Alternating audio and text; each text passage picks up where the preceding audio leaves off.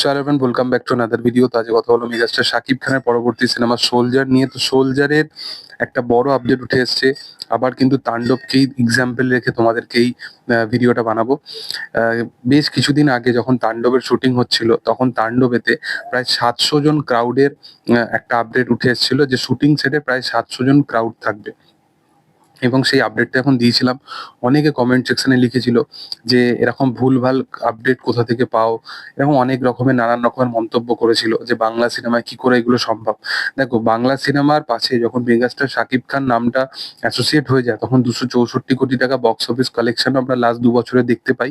এবং বরবাদের মতো একটা বিগেস্ট লেভেলের হিটও আমরা দেখতে পাই, বা বিগেস্ট লেভেলের বাজেটের একটা সিনেমাও আমরা দেখতে পাই, হয়তো আগামী দিনে আরো দেখতে পাবো।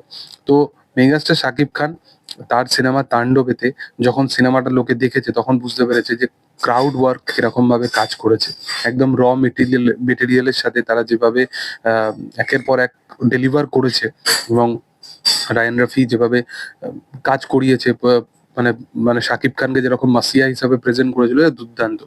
সেরকমই সোলজারেতে ক্রাউড মোটামুটি 500 জনের বেশি, মানে আর্টিস্টরা 500টার বেশি ক্রাউড কিন্তু এই সিনেমার মধ্যে একটা সিনের মধ্যে থাকতে চলেছে। দেখো, ক্রাউড এই জিনিসটা খুব বেশি ম্যাটার করে না।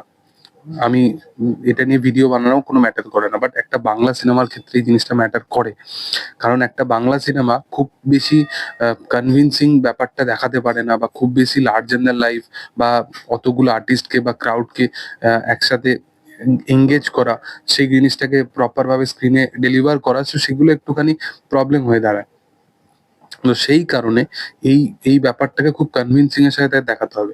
এখানে সোলজার যেহেতু সাধারণ মানুষের গল্প, সাধারণ মানুষের রাইটস এর গল্প, তাদের নিয়ে গল্প, এবং তাদেরকে প্রপার বিচার দিয়ে দেওয়ার গল্প, তো সেই কারণে এখানে জনসাধারণ হিসাবে কিন্তু অনেক বেশি ক্রাউড ওয়ার্ক বা অনেক বেশি পার্শ্ব চরিত্র কিন্তু এই সিনেমার মধ্যে থাকতে চলেছে।